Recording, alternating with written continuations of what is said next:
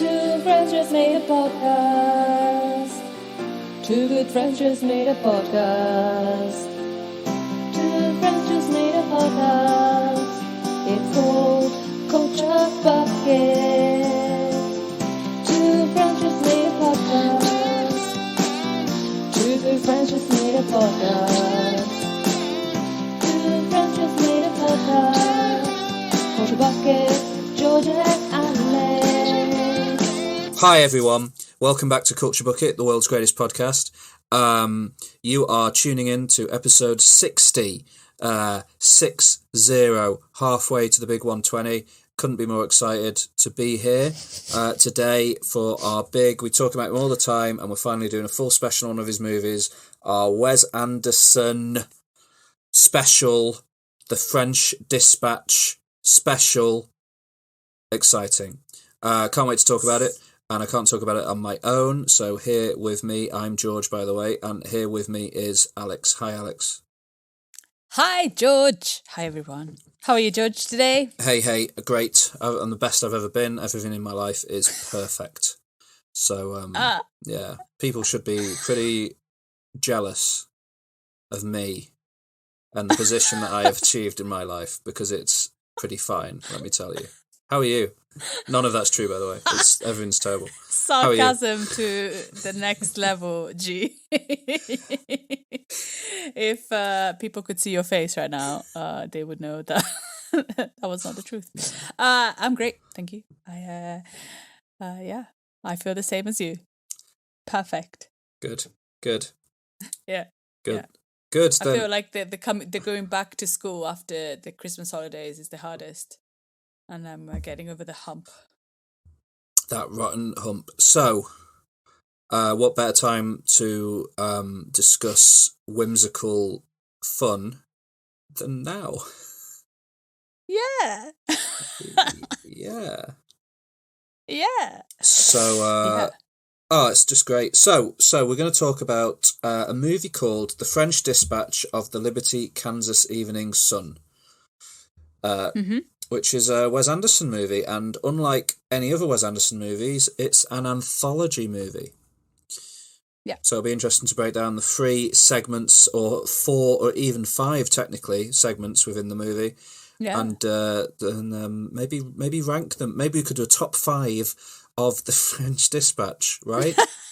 We can rank the segments in terms of our personal preference. That's an idea right now, off the top of my head. But we're going to do it. I commit to doing it at the end of the episode. Yeah. Yeah, good. Definitely. Before we get into the French Dispatch, let's do a little mini culture roundup, because I did promise on Instagram to talk about a gig I went to this week, so I'd better do that today. And so have you got anything to talk about this week, Alex? Well, you have to start this week anyway, so. Oh, okay. You are a stickler for sticking to any sort of structure that you can. Cool. I've got issues. Gee, that's how I cope with life. Okay. Structure and you know, things have to go a certain way. You've known me for years. You know what I realized the other day? Go on. We met 9 years ago. Yeah, when my pants ripped. And my tights ripped. Mine was worse. And separately, guys, but we met. we met, and when we left the party we were at, we hadn't met at the party. We met outside when we were leaving. Yeah. Both very drunk. Yeah. And both just had a very severe wardrobe malfunction. Yeah, the seat of my trousers tore open inside an embassy building. It was really bad. And my tights were totally ripped. I don't know how, I don't know why. And we were in a very, prestigious place. Yeah, it's serious business. It was serious business, but we were very drunk as well. So, yeah, we met 9 years ago. How incredible is that? Yeah, it's pretty mad. Is it 9 years ago? Yeah. Yeah. Yeah, because next year will be a decade. Oh, that's awful. Awful. Brilliant. But I'm, 9 years of joy and bliss and, well, every day. 3 years of that and then sort of 6 years of getting by.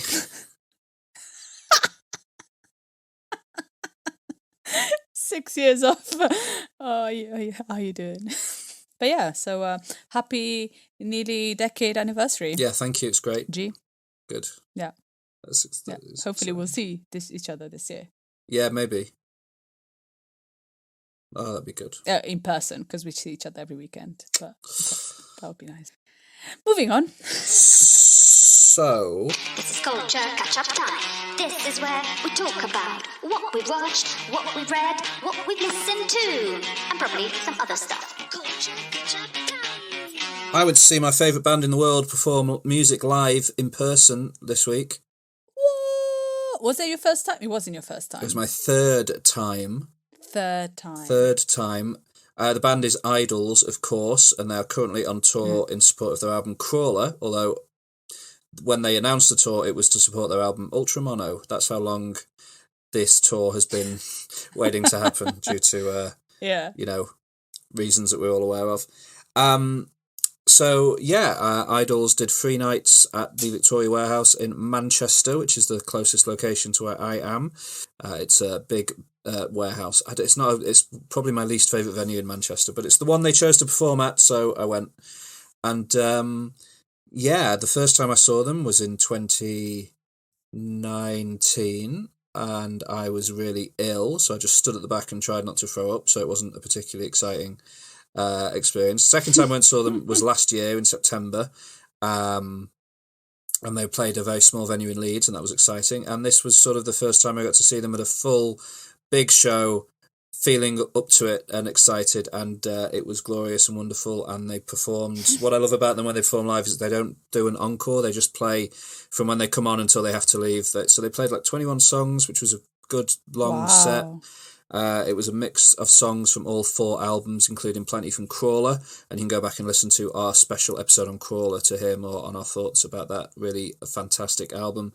But they also played stuff like, you like Ultramono, don't you? They played a hymn off Ultramono, that slow song off Ultramono, which was really cool to see live. And they finished by playing The End, which is the final track on Crawler. That was actually the penultimate song, but they played The End, which is the final track on Crawler, which has the line, in spite of it all, life is beautiful, which was going around my head for days and days afterwards, which is sort of a very hopeful feeling, which I liked. So yeah, it was really amazing to see them live. And if you get a chance to see them live and you feel comfortable and safe in going to a busy live venue like that, then you definitely should catch them because they're the best. So yeah. Nice. Yeah. Good crowd? Was there a good crowd? Yeah, there's a good crowd. There was not too... There's been a lot of reports of phones being stolen on this tour, which is sad, and it was happening there as well. So look after your belongings and stuff when you go to places like this, because there will always be awful people trying to ruin everyone's time, including apparently smartwatches being taken off wrists and stuff in the mosh pit. But no, generally... Wow, that's pretty... Yeah, these people are skilled. They know what they're doing. It's that's horrible. Skills. Can you imagine, like, stealing a smartwatch without nobody noticing? It's bonkers. It is mad. Or just anything, a watch. But yeah, no, the crowd was generally good. It was it was a really fun time. Glad I went. Other than that, I've seen a couple of movies this week that I'll briefly give some reviews of. So I went to see the new Guillermo del Toro movie, Nightmare Alley. Ooh. Yeah. I want to go and see that. Cool. It's a 2021 film, although it didn't come out in the UK until January of 2022. Stars Bradley Cooper, Kate Blanchett, Rooney Mara,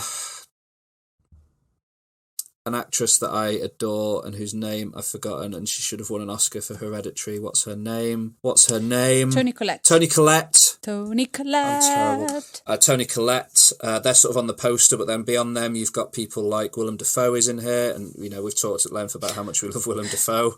He's in everything. He's been very busy. Yeah, this year. he really has. Ron Perlman's in there because it's a Guillermo del Toro movie, so Ron Perlman's going to pop up. Who else? Mary Steenburgen turns up for a minute. David Strathairn turns up for a minute. It's a movie that is 2.5 hours long. That's the first thing to get out of the way. It's a long film. Yeah. It's fully a movie. That's ridiculous. Yeah, it's a movie in 2 parts, very much. It opens with Bradley Cooper's character arriving. He's called Stan, and he arrives at a carnival, and then sort of decides to stick around the carnival and lives there, and sort of starts to earn a living with the carnival people, run by Ron Perlman, but also featuring Rooney Mara as the Electric Woman, Toni Collette as a fortune teller, David Strathairn as a magician.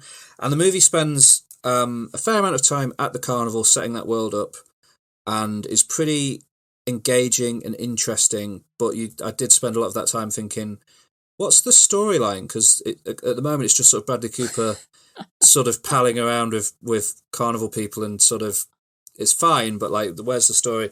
And then at a certain point, we move away from the carnival, and the plot, about an hour into the movie, the plot actually goes, here I am, here's the story.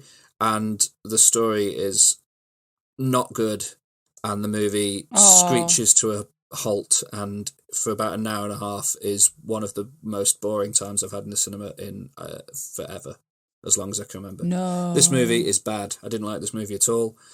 Sorry to report, because I love Guillermo del Toro, and like one of his last movies was The Shape of Water, which won loads of Oscars, rightfully so, because it was a masterpiece. And he's just an inconsistent filmmaker, because he made Crimson Peak a few years ago, and that again was just sort of didn't really do anything.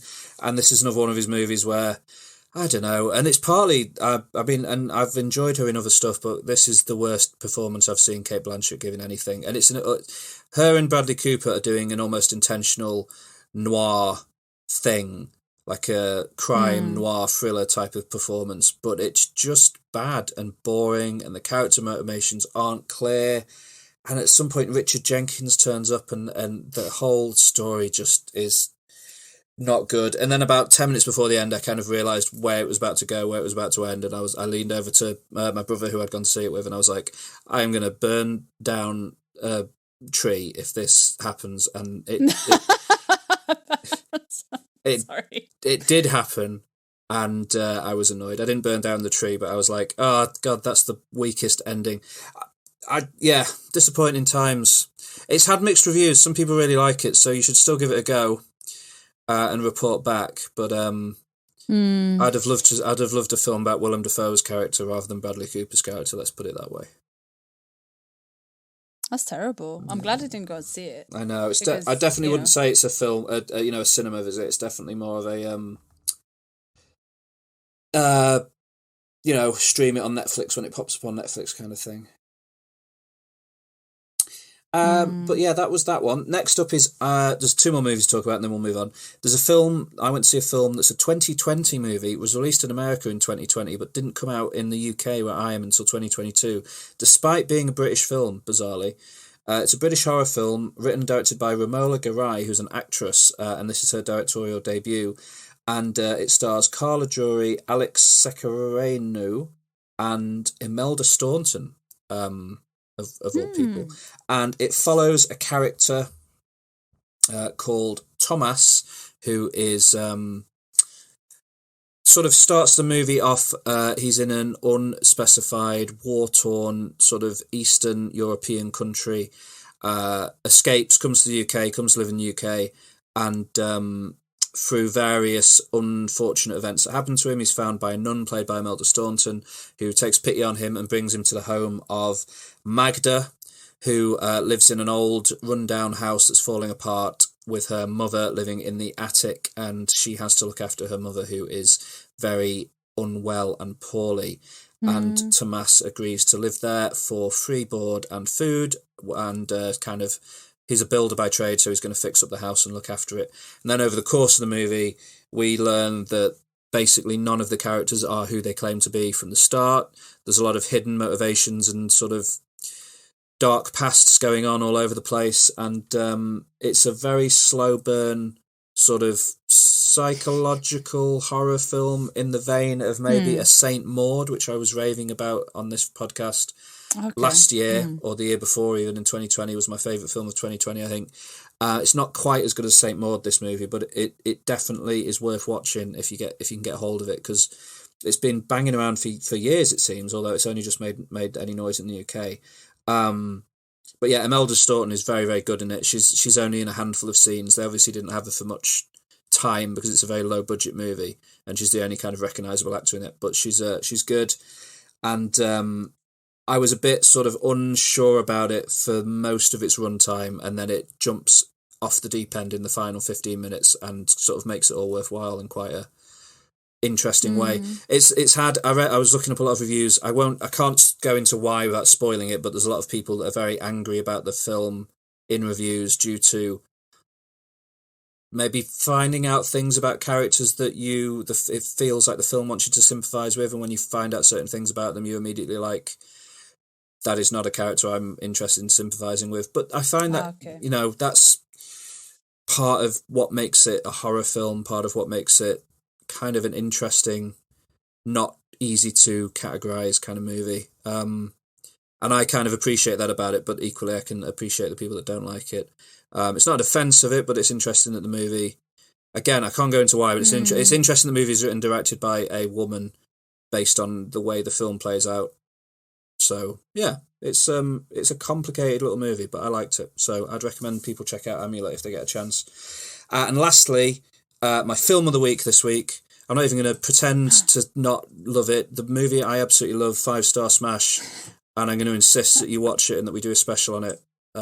That's non-negotiable, is a movie that I watched. Marry Me. No, yeah, Marry Me. I haven't seen Marry Me yet, but that's coming. I watched this on Friday night and I fell in love with it, and I've been listening to the soundtrack on repeat since, and I just can't. I absolutely adore it, and it is the latest Disney movie, Encanto. Ah, okay. Encanto is a film about, and I won't go into too much detail because, I mean, I really think if you watch it and enjoy it, we should do a special on it because there's so much to talk about with this movie. It's such an interesting film. But it's about the family madrigal, a family that live in a sort of Mexican or Spanish-inspired fantasy village somewhere. The setting, the time, place and setting of it are never made clear and don't really matter because it's a sort of fantasy movie. But this family live in this house, this enchanted house that they call their Encanto. And the idea is that the abuela of the family, who I think is the grandmother, I think abuela means grandmother. I've gathered that from watching enough Lin-Manuel Miranda things at this point. The abuela was gifted a magic candle, and around this candle the house formed itself, and the house can kind of, the floorboards can move, and the walls and tiles on the walls can move around and stuff, and it's like a character in and of itself. And every member of the family, when they come of age, a door appears in the house and they go and open the door, and a magical gift or power is bestowed upon them. So one of the sisters is very, very strong. One of the other sisters can make flowers grow. The mother can heal people by cooking food for them. If they eat her food, they get healed. The film follows Mirabelle Madrigal, who is voiced by Stephanie Beatrice, who was Rosa from Brooklyn Nine-Nine. Brooklyn Nine-Nine. Yeah, she's very good in this movie. And In the Heights. And she's in The Heights as well. Have you seen In the Heights? No. All right. It's not amazing, but it's worth a watch. It's a good film. Have you seen it? Yeah, I saw it in the cinema last year. So she is Mirabelle Madrigal, and when she came of age and went to open the door disappeared, and she didn't receive a gift or a power. And she has to live as the only member of this family who doesn't have a power, and is sort of not really actively shunned, but is sort of ends up feeling shunned as a result of this. And the movie's basically, she discovers at one point that the house is maybe losing its magic, losing its power, and she goes on a mission to save the family and save the house from losing its magic. And through that, she kind of learns home truths about various members of her family, and it's all very sort of engaging and charming and funny and humorous, and the songs are very good, Disney songs, and it's good for all of those things. But the thing that really makes me love it is that it's very subversive about what a Disney movie is. It doesn't do the things you expect a Disney movie to do, and I don't want to say what those things are because I don't want to spoil it, but I think that's why it's something we could maybe discuss longer at length if you watch it, because it's almost a commentary on Disney films at times, and in a very kind of clever and interesting way. And I think it is a film that sort of came and went and people didn't really notice it until it hit Disney Plus for streaming, because it came out in like November or December last year, and now I think in the past couple of weeks one of the songs from it has become the first Disney song to go to number one on the singles chart in America in 20, 30 years or something. So it's sort of building steam slowly as people discover it and kind of see actually it's, you know, it's a really good film. So yeah, Encanto is a masterpiece. I really loved it, and everyone should watch it. Sounds good. Yeah, man, it's great.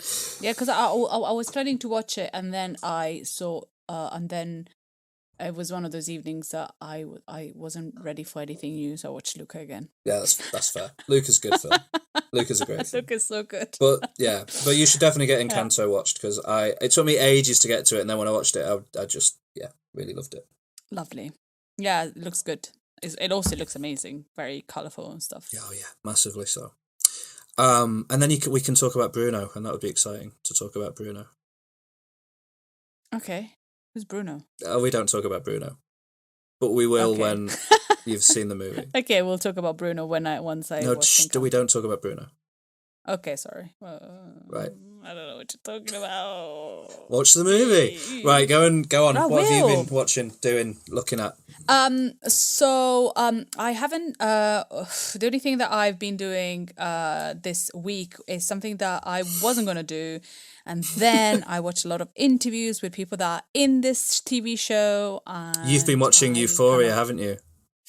Yeah, I have been watching Euphoria. It's terrible.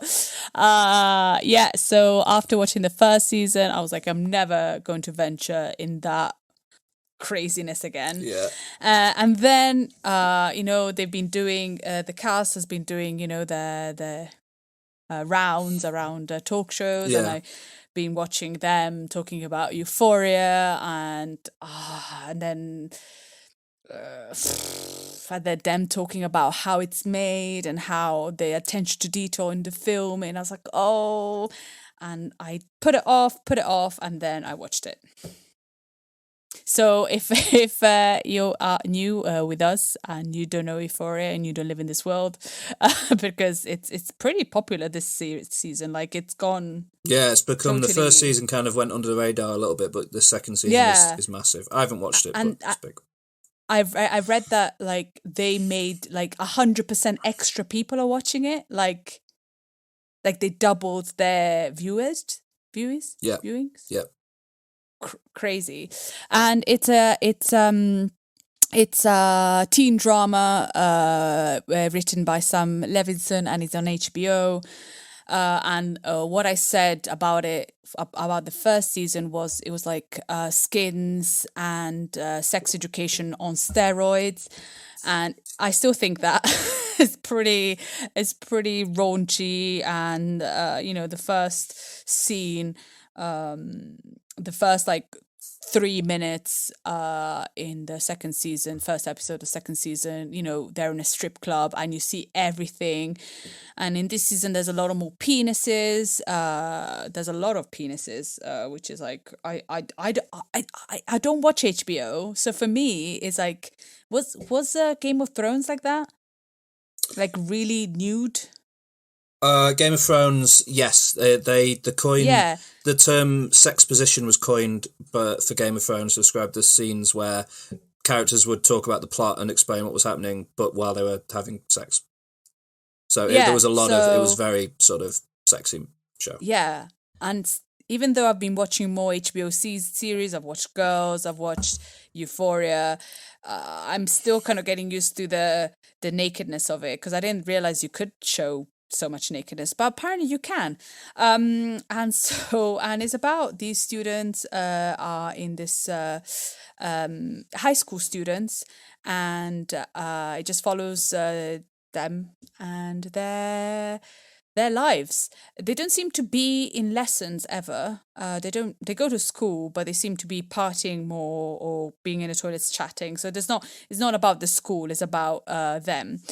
The first season I wasn't really convinced about, but this season is actually really good.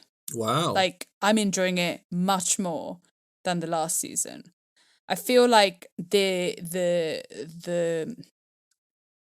what I felt like last time, they were pushing so many boundaries for the sake of it, but this time there's still the nudity, there's still the lots of sex, there's still like, but it seems like the characters are more formed and it makes more sense, and I appreciate more how it's made. Like the plot is the plot, you know, they take a lot of drugs, they party a lot, they have problems, but it does tackle a lot of teenage angst and things that maybe teenagers should know. Would I recommend it to a teenager? I don't know. I can't recommend it, but if you watch it, you know, I'm sure you've seen all of that before. Thanks, so, Mum. and I don't know, like I feel it's better and I'm enjoying it more, and I feel it's less silly than the first season. But maybe the first season I was looking at it in a really kind of judgmental eye. I don't know. But I feel like this is better. Also, it's filmed in a really interesting way and it looks a little bit more old school. And the actors are really good in it. Zendaya is amazing. You forget how good, like, Zendaya's been in everything. You know, she's done Disney or Nickelodeon, one of the channels. She's done Dancing with the Stars. She has had a pop music career. She's been in everything, and you could like she's done everything amazingly. And now she's just been in Spider-Man, and now she's in Euphoria, and she's an addict in Euphoria. Very different, like complete polar. Hey, don't forget her amazing work in Dune. Oh, she's good, isn't she? She's so good. She's so good in Dune. But she's amazing in this, and everybody's really good in it. And it's still very dark, and there's still lots of like, you know, issues with the, you know, drug addiction, sexuality, violence, etc., etc. But I feel like it's a bit deeper than the first season, and Sweet. I enjoy it. Cool. And you know, at the end of each episode, it's like, if you have any of these issues, and it's like drug addiction, violence, sexual, everything, it's like, please contact someone, because there's a lot. And in fact, you said a couple of weeks ago that Zendaya did put a warning out to people, to her fans, to be careful with Euphoria. And I think it was right for her to do, because it is a lot, and but it's well done. So second season, I'm watching it because I'm only there's only 4 episodes came out, but I'll carry on watching it, and you know, maybe you should give it a go. Yeah, maybe. Now that we're Zendaya fans, I think I might watch it. I've got there's a lot of TV shows that I want to watch, but I'll consider it. If just you could get paid to watch TV shows, that would be a great. Yeah, maybe one day we can describe ourselves as that, but not yet. But yeah, so that's what I've been doing, and which is terrible. Even though I've sworn I would not watch it, but I did. The pressure. Yeah. And that's it for me. I've just been watching Euphoria, and tonight I'm going to start watching the latest season of Brooklyn Nine-Nine. Yeah. Oh, cool. Yeah, I'm so behind on Brooklyn Nine-Nine. I'll catch up one day. There's too many TV shows to watch. I know, it's crazy. Instead of watching new ones, I just rewatch I Think You Should Leave over and over again. Oh my God. So that I can memorize it by heart. Do you like repeat it after they say something? You just kind of like practice it, like you're listening to, like you're listening to a song. Yeah. It's like it does move to the beat of jazz. Does it? Yeah, it's like a cosmic gumbo. Okay. Right. Let's move on and talk about our main topic for today, which is the French dispatch of the Liberty Kansas Evening Sun. Yes. Yes. Yes. Yes. Yes. Yes, please. Yes. Yes, please. Yes, please. So, it's exciting to talk about it. I can't wait to talk about it. Let's go through, what have I got? I've got notes here. So I've got So my notes go in this order, and you can tell me if you're happy with this order. Cast. Yeah. Yeah. Box office. Yeah. Critical reception. Yeah. Plot. High. And then a look to the future for Wes Anderson. What's coming up next? Definitely. Yeah? I love everything you do, G. Lovely, love it. So Lovely. Lovely. I've broken down the cast by segment, if that makes sense. Yeah, Yeah. like he did. So the first segment we get to in this film is, well, before we talk about the cast, let's just do a brief setup.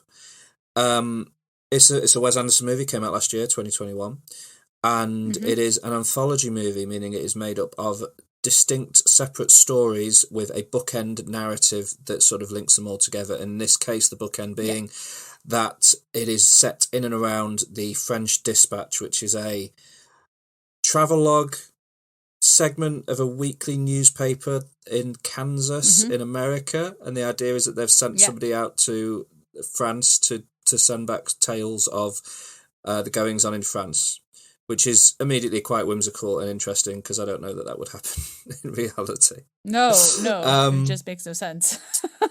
And so across the course of the movie, you have a sort of wraparound segment dealing with why these three tales in particular are being brought together. There's a short travelogue section which kind of introduces you to the town that most of the stories are set in, and then you get the three main plot stories. So the bookend narrative is called Obituary, and features actors such as Angelica Houston as the narrator.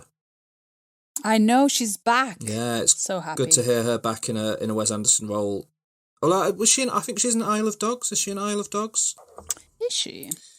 I can't remember. I might be wrong on that front. I thought maybe she was in Isle of Dogs, but I could very easily be wrong.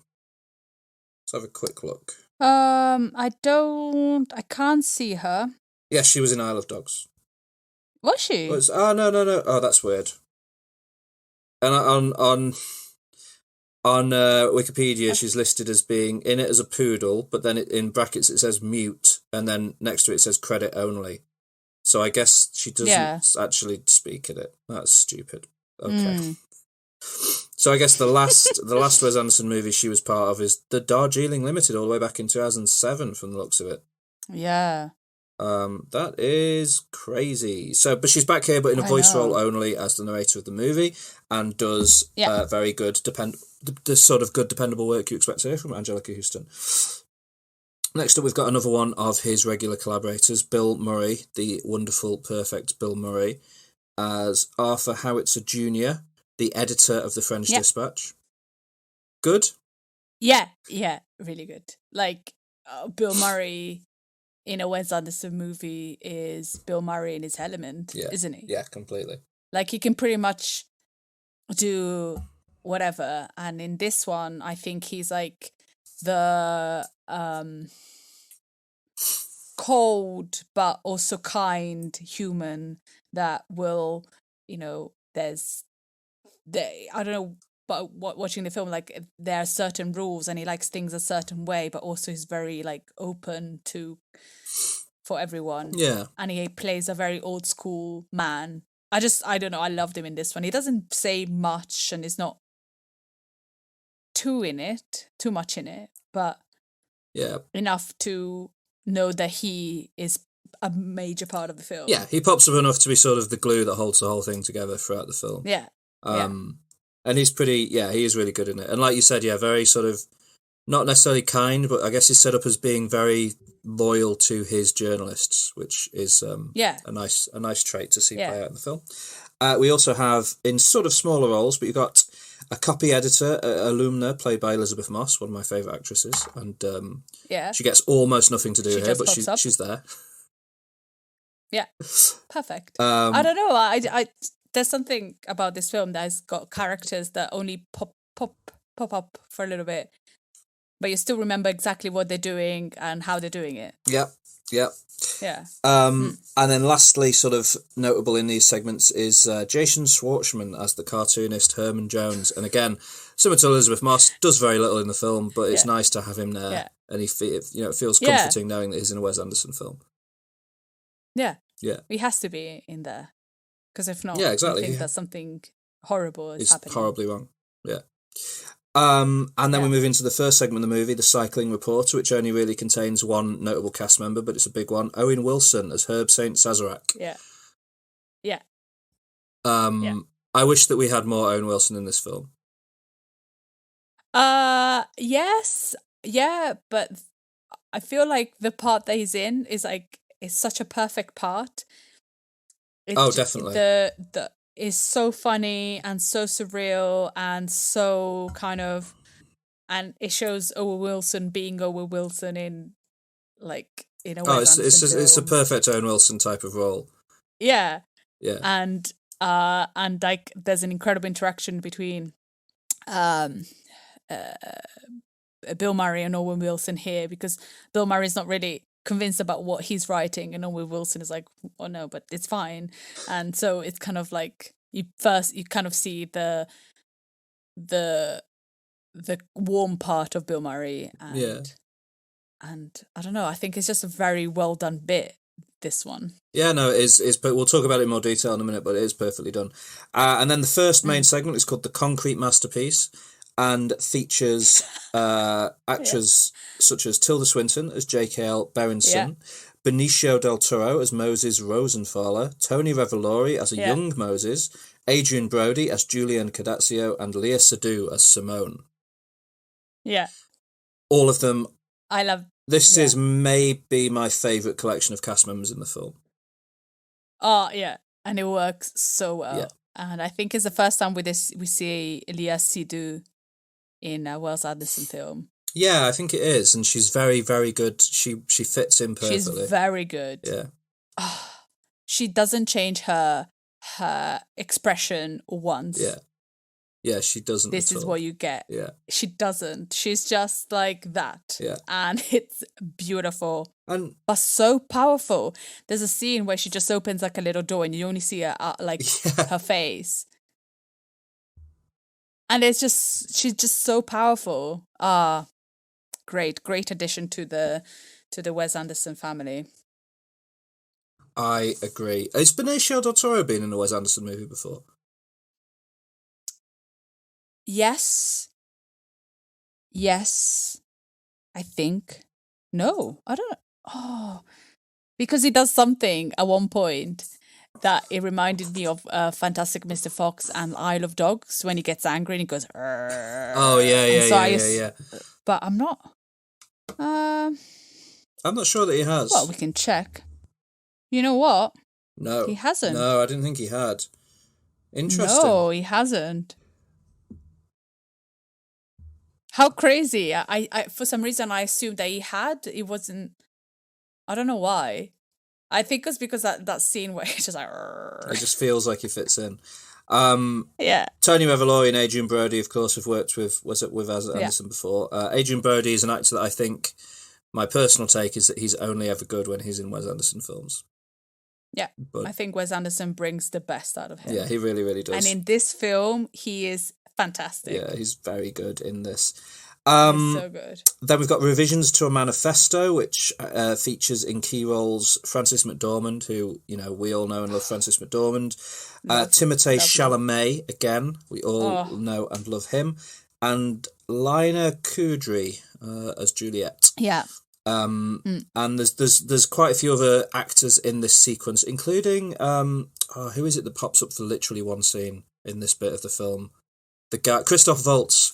Christoph Waltz is in this bit for literally a minute. But they're the main players in this section: Frances McDormand, Timothée Chalamet, and Lina Kudry, and all three are pretty great. Yeah. Yeah.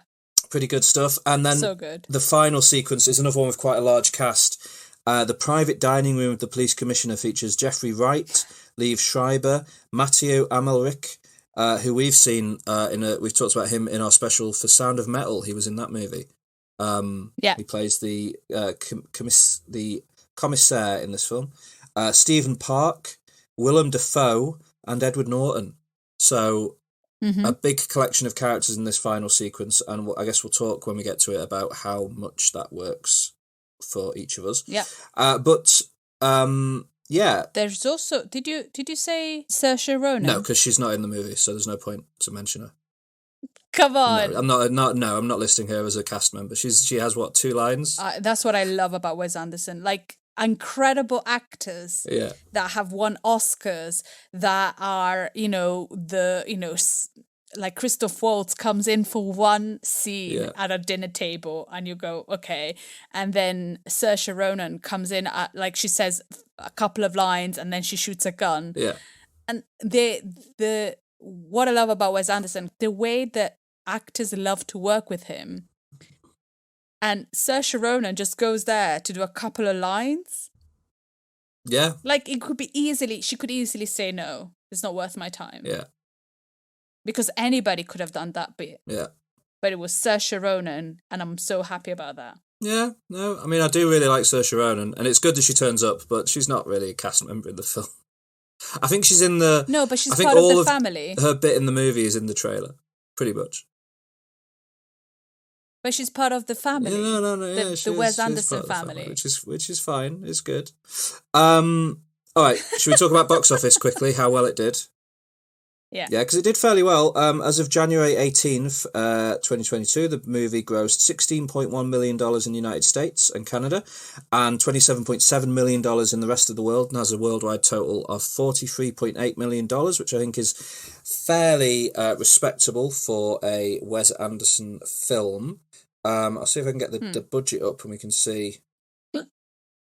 Apparently the budget was $25 million, so it probably just about broke even, but that's kind of, I think, par for the course for Wes Anderson and his movies, especially in the age of COVID. It grossed $1.3 million from 52 theatres in its opening weekend, so it had a per venue average of $25,000, which was the best per venue average of the COVID-19 pandemic. So it did It did very well until Licorice Pizza actually beat it. It had a per venue average of $86,289 when that came out. But that's a respectable film to be beaten by, because I really liked Licorice Pizza. It currently has a Rotten Tomatoes score of 75% and an audience score of 76% and an IMDb score of 7.3 out of 10, placing it, I think, within the sort of mid-range of his work. Which, in my opinion, is fair. What do you think? I think I don't know. I think he stepped out of the box in this one. So he did a little bit. He's not done a sort of short story collection like this before. No, and I don't know. Like I love what he does, and I think this film is one that I'm going to watch again, because you just told me that on Wednesday's coming out on Disney Plus, and the first thing I said was, I'm going to watch it again, because I've already watched it twice at the cinema. If you're listening to this podcast the day it came out, you can go and watch this movie right now on Disney Plus. It came out yesterday. Yeah. So I feel like it's one of those that I can watch again and again because there's so much in this film, and I think it's really interesting, and I think it's quite serious. I think it tackles a lot of serious things in a Wes Anderson way, because reading reviews, they call about like the quirkiness and say it's like, yeah, it is quirky, but also Wes Anderson is not about the quirkiness. Wes Anderson is about telling real human emotions and struggles through a different lens, and I think I don't know, I that's what I feel about him, and so I this one I think is pretty interesting in that sense, because I think it shows more like sense of like abandonment and fight for somebody's rights and things that like have value for no reason, and I don't know, so I think I really like this. I've gone already with my review. I love it. That's fine. No, but you did say I think it's top. But I think they're all at the top because I think he's great. I think whatever he makes is incredible. You know. Yeah. Mm. There's definitely some that are at the bottom for me, but not this one. This one's about in the middle. Yeah. For me, it's just that I think that some of those themes you just mentioned, because of the nature of the movie, aren't really explored. They're just sort of surface level there, and then the movie moves on. So that's why I think it's a sort of not quite at his top level, but I do like it. I enjoy it as a movie. It's a good Wes Anderson film. Shall we have a chat about the plot? Yeah. Okay, good. Yes. So I've found a summary on IMDb. That's where I'm sourcing my discussion of the plot from. And it opens with the reveal that Arthur Howitzer Jr., played by Bill Murray, has suddenly died of a heart attack. Which is why the wraparound bookending segment is called Obituary. And in his will, he makes it clear that when he dies, he wants publication of the newspaper to immediately stop, which is bizarre. And so the final issue of the French Dispatch is going to reprint 3 articles from past editions of the paper and his obituary, and then it will cease production forever. Forever, which sounds weird, doesn't it? It's like, well, it does provide. It's a source of jobs for at least a handful of people, so it's odd that they're suddenly out of a job. Yeah, but never mind. Which all seem to live in that place. Yeah, maybe, seems like it potentially. Yeah, and so it's like everything is going to be closed, and I don't know. It's an interesting one. But yeah, sort of, it kind of segues, it kind of sets itself up, explains that's what's happening, and then gets into, before you get to the first of the 3 tales, we have this slightly shorter segment called The Cycling Reporter. Yeah. That follows Owen Wilson's Herb St. Sazerac as he gives a cycling tour of the town of Ennui-sur-Blaze. Is that, have I pronounced that okay? Oh, I guess. Yeah. Right. Thanks. Showing off places like the arcade, the cafe, the pickpocket alleyway, and talks about the past and the present of each place, talking about how little various areas have changed over time. I love this shot where you see the before and after, like how the butcher used to look and what the butcher is now, and like the pickpocket alley, how it used to be and how it is now. Like this, it has like 2 shots in one, and I love that bit because it just like there's so many faces. These shots, so you just kind of screens. Like get lost in. Yeah, it's great. So I really liked this bit. I thought this was one of my favourite parts of the movie. Owen Wilson nails the tone perfectly as always, and it's filmed almost has an Edgar Wright level of editing prowess as he moves around this area, and it kind of flicks between all these different locations and shows off all these different characters very quickly. It's really good. And then I think are all the rest of the other 3 segments all set in the same town? Is that what's being set up here? Yeah. So we kind of get a look at the locale that we're going to be spending the rest of the film in, which is smart and clever. It's a good setup, and it sets up what the paper is kind of about. Which is just everything and nothing. That's a very good way of describing it. And then we get into the first full segment of the film, which is called The Concrete Masterpiece, and is, for my money, the best of the 3 segments, I think. I really like this bit.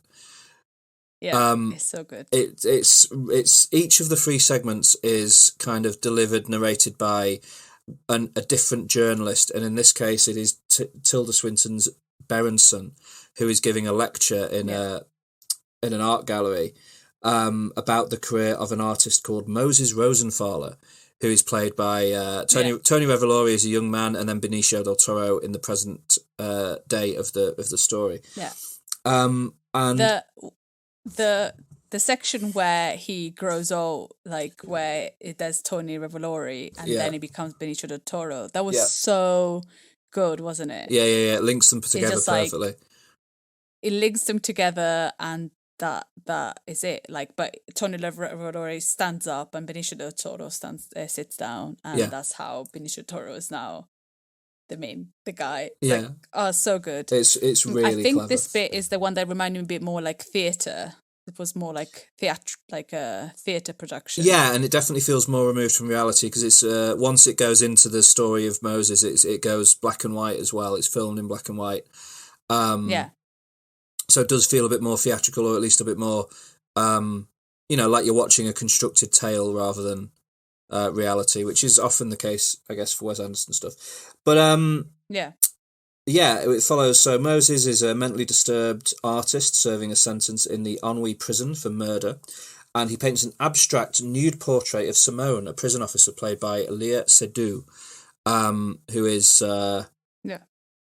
just great in this film. She's got one of those. Like I said before, she has no facial expression, but you know exactly what she wants and what she means. And you meet her, and you don't know she's the prison guard. You meet her, and she's naked, and she's been drawn by I can't say his name, Moses Rosenthaler. Yeah. And then after she gets dressed, you realize that she's the prison officer. And they're in a prison. Like you think that maybe you're in an art gallery. He's got like this thing, and then he touches her, and he tests the water, and he starts touching her, and then he goes up and up and up, and then she just slaps him off, and then you realize who's got the power in that relationship just from like her slapping his hand off away. Yeah. And then she gets stressed, and it's like, oh, she's a prison guard and he's a prisoner. Okay, this is weird. Yeah, definitely. I guess because I'd seen the trailer for this a couple of times, those like revelations weren't revelations in the movie for me, which is probably a bit disappointing, but it's the nature of going to the cinema. You're inevitably going to see the trailer for this film. I saw the trailer for this film so many times. But yeah, so this painting that he does, this abstract painting, which is completely abstract, it doesn't look like a naked woman at all. It doesn't look like anything. Is seen by Julian Cadazio, played by Adrian Brody, who is an art dealer who's serving a sentence in prison for tax evasion, and really loves the painting, wants to buy it, but Rosenthal is determined not to sell it to him, and there's a great scene between the two of them where he's trying to convince Moses to sell him this painting, and Benicio del Toro is just like, no, it's not for sale. No. Yeah. And then... but does eventually sell it to him, right? Yeah, so Simone arrives when he's trying to tell him that he's going to give him some cigarettes, and no, he just wanted cigarettes, like 10 packets of cigarettes or something, and then Adrian Brody's character is like, I'm not going to give you some cigarettes, and Simone arrives, and she just sees her face, and then they start kind of talking about money, and then he gives Simone a chocolate, and she eats this chocolate out of this little hole. Yeah. And then they negotiate how much money, and because Simone has accepted, then that's fine because he's in love with Simone. Yeah. Yeah, that's fair. So then he's released from prison. He takes his painting with him and puts it on display, and it turns Moses into a sensation in the art world. And they're desperate for him to paint more, but he struggles with inspiration. And it sort of cuts to 3 years later at this point, where Claude Cadazio and his uncles, played by, I think it's Bob Balaban and Henry Winkler, play his uncles in this segment. Two fantastic actors. Bob Balaban's been in Wes Anderson movies before. He's the sort of narrator in Moonrise Kingdom, and he's great in that film. But I don't think Henry Winkler's done stuff with Wes Anderson before, and it's good to see him in this smaller role. They basically all go to the prison. They sneak their way into the prison, bribe their way into the prison to see what Moses has been working on, and they get into this room to discover that he's painted these new paintings all along this wall. It's like a fresco in this room in the prison, and there's a great scene where Adrian, you probably remember better than me, but there's a scene where they walk into this room and Adrian Brody sees these paintings and sort of goes, I did it. It's incredible. And it's all thanks to me. And sort of starts to take credit for the fact that these paintings exist. And then when he realises that they're frescoes that have been painted directly onto the wall, he has an absolute shit fit about it. Which is fantastic. And then there's basically a great big Barney Yeah. in the prison. Yeah, because with the prisoners, yeah. Where this... And there's this fantastic scene where it's all like everybody's standing still and they're fighting. Yeah. It's so good. I think the prisoners want to they don't know why Rosenthaler, Benicio del Toro's character, is getting all this praise or is out, and so they want better, I don't know, something, and then they come in the room and they start fighting. Everybody fights everybody else, and then yeah. It's really good. No, it is really, really good. And then there's a great bit where Moses is sat in a wheelchair, I think, and the camera's kind of perched on the back of the wheelchair, and he kind of goes all through this fight as it's happening, and you see it from that perspective, and then he kind of smashes into Adrian Brody, and they have a bit of a bust up. And then ultimately he helps stop the riot, and they release him on probation for helping to stop the riot, and Simone and Rosenthaler sort of continue their relationship, and the fresco is airlifted to a private museum in Kansas. Yeah, no, I really like this sequence. The black and white photography is really good. All the actors in it are fantastic. The sort of little montages of Rosenthaler doing his artwork are really good. There's a bit where he kind of blows a load of paint and stuff, and yeah, it's really, really fun. It's a really good part of the movie. It's very funny. Adrian Brody is really funny. Hilarious. As the art dealer, and it's just a great sequence in the movie. A big fan of it. Then we move into the second segment, which is called Revisions to a Manifesto. Yes. Yeah, Revisions to a Manifesto. This is told by Lucinda Crements, who is played by Frances McDormand, and she's reporting on a student protest that has broken out in the streets of Ennui, that is known as the Chessboard Revolution. Initially, it started due to them being upset about boys not being allowed in the girls' dormitory. Yeah, that I saw it twice and I didn't really understand what was the problem. But something about a girls' dormitory and who was allowed and who wasn't allowed. Yeah. But then there's an odd scene that is literally just done as if it's a scene in a play, where one of the boys describes his military conscription. Yeah. And then that sort of pushes them to a further uprising. But it definitely feels like they're rebelling against just the world. They're just generally unhappy. Yeah. They just generally want to have an uprising against something. It's very unclear, purposefully unclear, I think, what they're actually upset about. Yeah, I think they're upset about things and things that are the decision of adults against them, and then it becomes more about they're forcing somebody to go to do the military service when why. Yeah, so the leader of this revolution is Zeffirelli, played by Timothée Chalamet. And through one thing or another, Crements ends up having a sort of odd relationship with Zeffirelli. Yeah. And writes his manifesto for him. Which again, I guess is a commentary on the fact that these kids are protesting, but they have nothing to protest against, or they're very unfocused in what they want to protest against, to the point where their manifesto ends up being written by this older journalist who isn't really part of their thing at all. And he's meant to be maintaining journalistic sort of integrity and not being part of it, and actually writes the manifesto that leads them to further revolution. And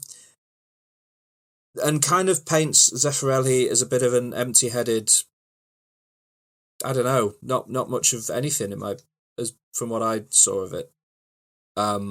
Because he's running this revolution but doesn't even have enough ideas to write his own manifesto, kind of thing. And then sort of ends up getting into arguments with Juliet, another revolutionary, about this manifesto because she doesn't like it and he does like it. And then there's scenes where they're playing chess in the square. Yeah. against the mayor or something. Yeah, and then Zeffirelli leaves Krementz, or like their relationship was never a relationship; it was just sort of a physical thing. So Zeffirelli and Juliet end up falling in love and getting together, and they escape on a motorbike from the revolution. And then it's But after like a show off with Krementz, like Julie and Lucinda Krementz have a show, like have a standoff. yeah, Because it's basically the adult talking to the child, and the child thinking that they know everything, and they're protesting because they're angry about knowing everything. But then she's like, "But you don't know everything," and this kind of like conversation between like the younger generation, the older generation, and like the older generations being like, "But you need to still have respect for us," and it's kind of, it's a right to protest and be angry about things that be taken off, but also also need to respect other people views and stuff. So I quite like that moment, and Jules understanding more, and then they go off, and then they fall in love because they kind of hate each other, but then they fall in love with each other. yeah. And then very quickly at the end, it's like, and then he died. Yeah. And that's sort of the end of the thing. He died while climbing a radio station, right? Yeah.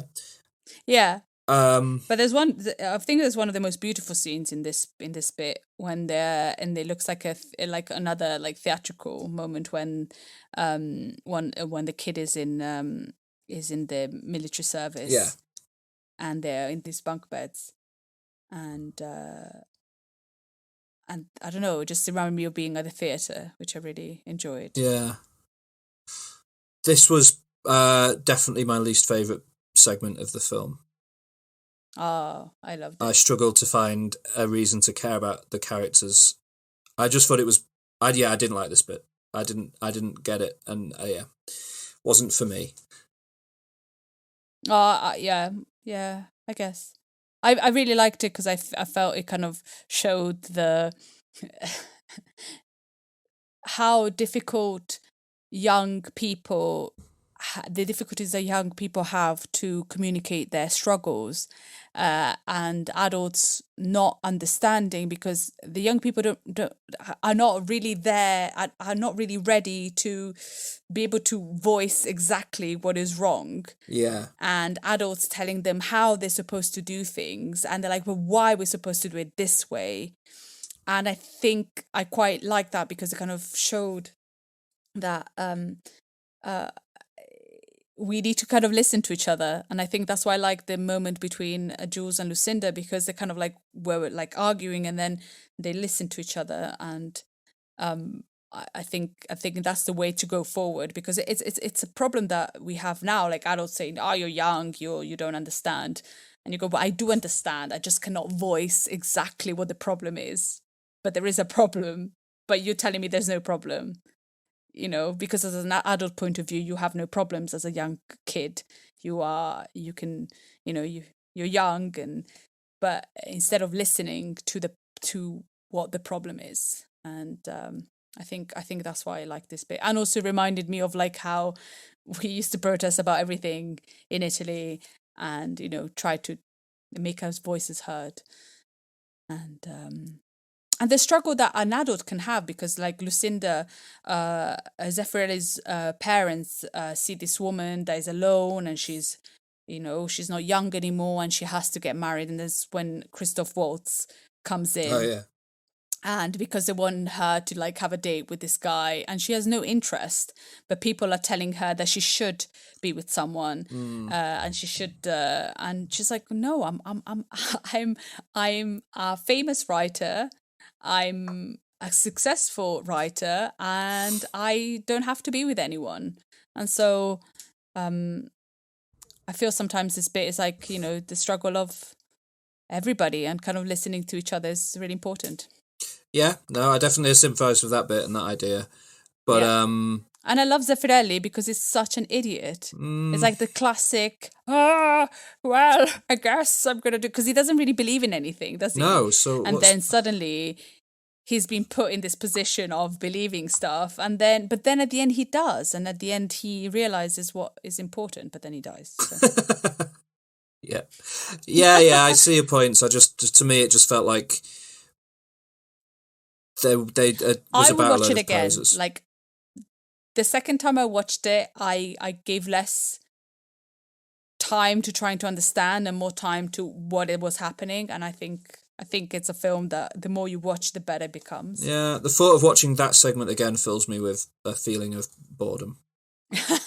I'll be honest. Don't worry, you'll be fine. Yeah. Shall we talk about the private dining room of the police commissioner? Yeah. So this sequence, this segment of the movie kind of wraps the film up. It's probably the most action-packed section of the film. Yeah, definitely. And even features an animated sequence. Oh, yeah, which is interesting. An interesting thing. I really like that. Yeah, I really like sequence. it as well. It's good. It was so much fun. This one is being told to us by Roebuck Wright, who's played by Jeffrey Wright, the absolutely fantastic actor who's wonderful in everything he does. And it's interesting the way that it's interesting to me that these are meant to be free articles being reprinted. That's why we're being told these stories. But particularly in this segment and the Tilda Swinton segment, we see them telling these stories in a different setting. Tilda Swinton is lecturing a room full of people and telling the story that way. And in this one, Jeffrey Wright is recounting this story to Liev Schreiber on a talk show. But I think there's a discussion about how he's actually verbatim remembering the article and just reciting the article, which is interesting. And this is one of the more fantastical, it's not fantasy, but it's like pretty mad ideas that there is what's the cuisine called? Police cuisine? It's basically like the idea that there's a specific cuisine for police officers that's meant to be like quick to eat and energy giving and stuff. So Roebuck Wright has been invited to have a private dinner with the commissaire of the Ennui police force, prepared by the legendary police officer / chef Lieutenant Nescaffier, which is a very good name. Nescafé. Yeah, Nescaffier is a famous specialist in police cuisine.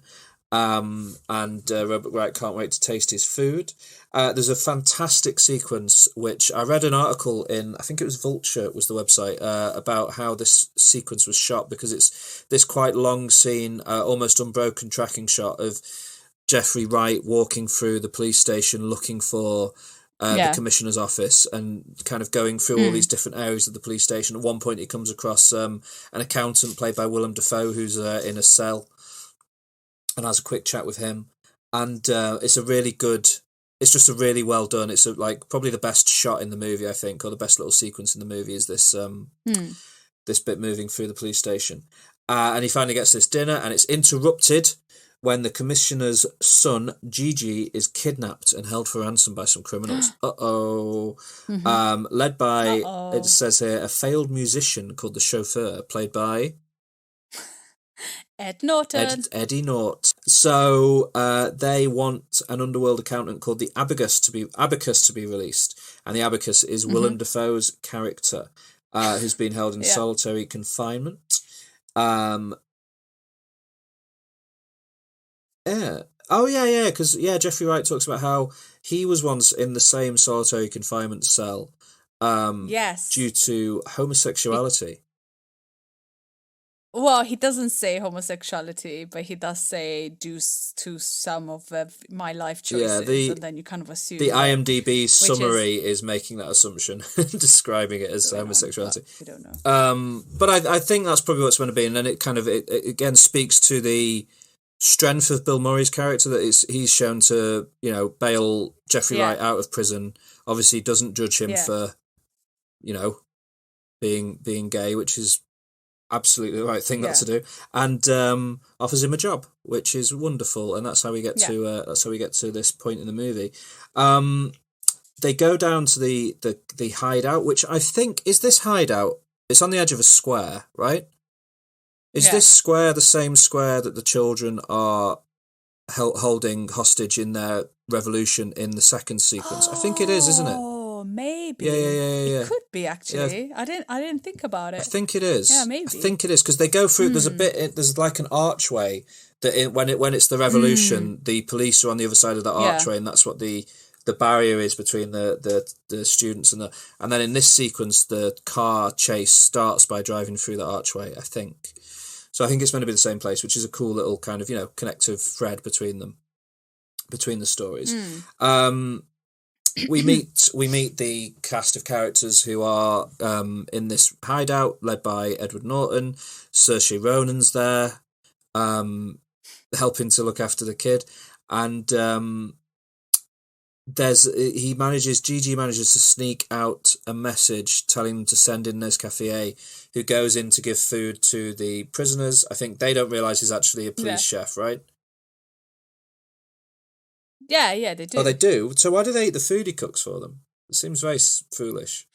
Well, because what he does, they assume it's going to be poison, so he eats it first. Yeah. And if you remember, they pump his stomach after, and because he eats it, they assume that he's fine, but it's not because. But it could still have had a sedative in it. It wouldn't have like a slow acting sedative. He eats it, and then they all think it's fine and eat it as well, and then they're all asleep. Yeah, and then they just go in and anyway, it's fine. So this happens, but then the chauffeur escapes to Gigi, and there is a police chase, a car chase, which is entirely animated and is wonderful to watch. Yeah. And it's so cool. Yeah, it's really good. Yeah. So yeah, the chase ends with Gigi being saved, and it mentions here that the abacus, Willem Dafoe, was starving to death, and Nescafé saves him by making him an omelette. Yeah. Aww. And then is there a sequence where Bill Murray tells Jeffrey Wright to reinsert a deleted sequence into the article where Nescafé and Robert Wright have a discussion about the poison and a discussion about what it's like to be foreigners living in France. There's like the best part. It's the best part of the article. It's about food. I thought that was so funny. Yeah. And because Jeffrey Wright and Nescafé is played by Randall Park. Yeah. Both very good actors. Notes, but it's fine. So that's the second sequence. What did you think of this segment of the movie? The first time I watched it, I didn't particularly enjoy it. Yeah. I liked it, of course, but I just didn't see the sense in it. And I think I missed a lot of parts. I didn't realize that Nescafé poisoned himself.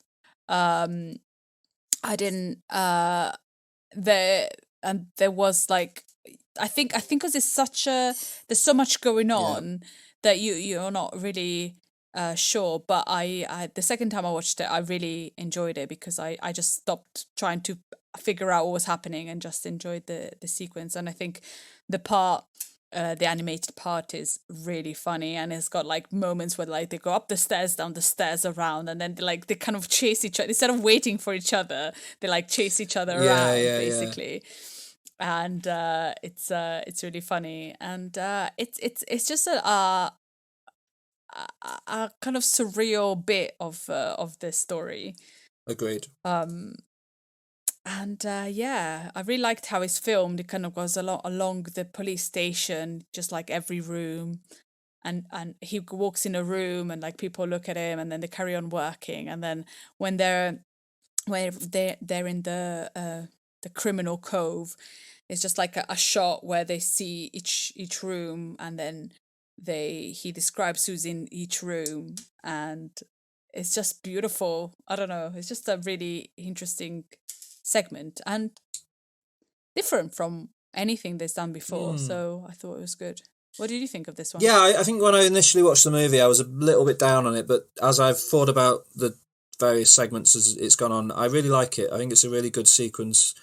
It's got some of the best camera work and writing in the film in this sequence, I think.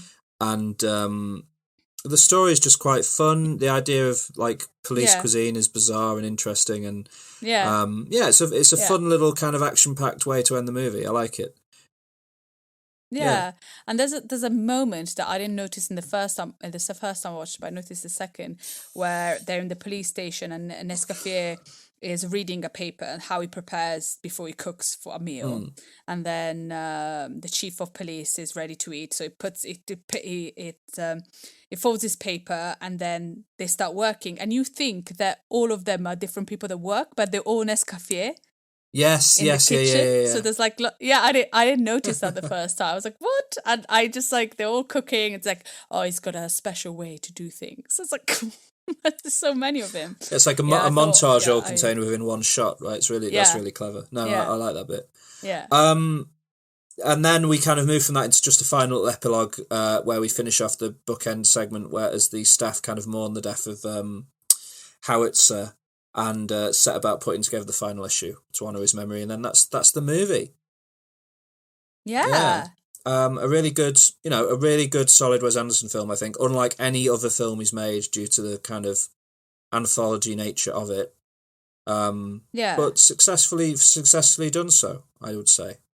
Yeah, I think so. I laughed a lot. I cried a bit. I really liked it. I thought it was really good. So, are you ready to hit me with a quick ranking of the segments? Top 5 French Dispatch. Okay, top 5 French Dispatch segments.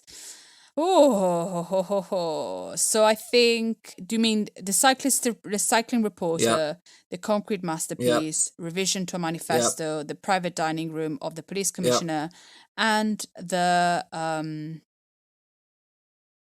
fifth one is Obituary. The Obituary. Yeah, the wraparound. Okay, so this is hard. I think for me it's probably 5, 4, 3, 2, 1. Like number 5, the private dining room and the police commissioner. Number 4, revision to a manifesto. Number 3, the concrete masterpiece. Number 2, the cycling reporter, and number 1, Obituary.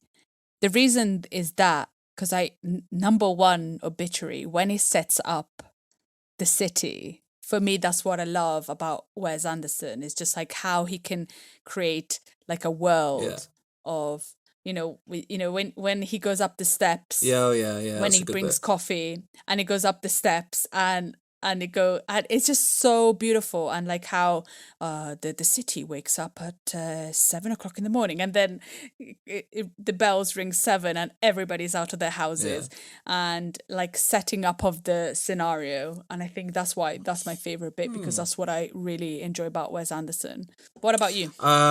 Interesting ranking. I think I'm going to go with at number 5 the revisions to a manifesto segment. Number 4, Obituary, the wraparound sequence. Number 3, the private dining room of the police commissioner. Number 2, the travelling cyclist, and number 1, the concrete masterpiece. Which is pretty different list. We've both got quite different takes on it, which I like. I like that the movie can contain, is so different across the film that like different people can take away such different things from it. Which is good. Yeah. Yeah.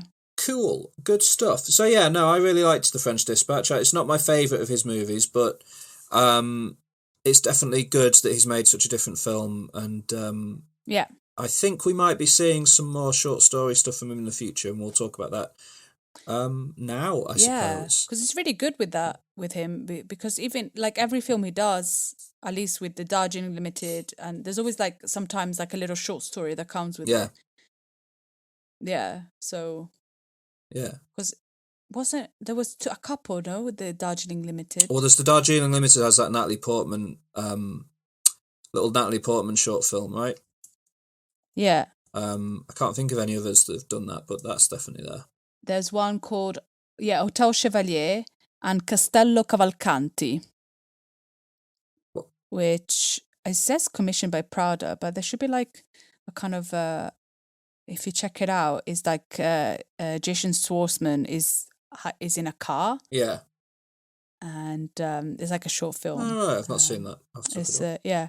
So I think because of the unique nature of the release of this movie, in that it was delayed so much by the COVID pandemic, we actually have got details on not just the next film from Wes Anderson, but the next 2 movies from Wes Anderson have started being talked about. Crazy. Yeah.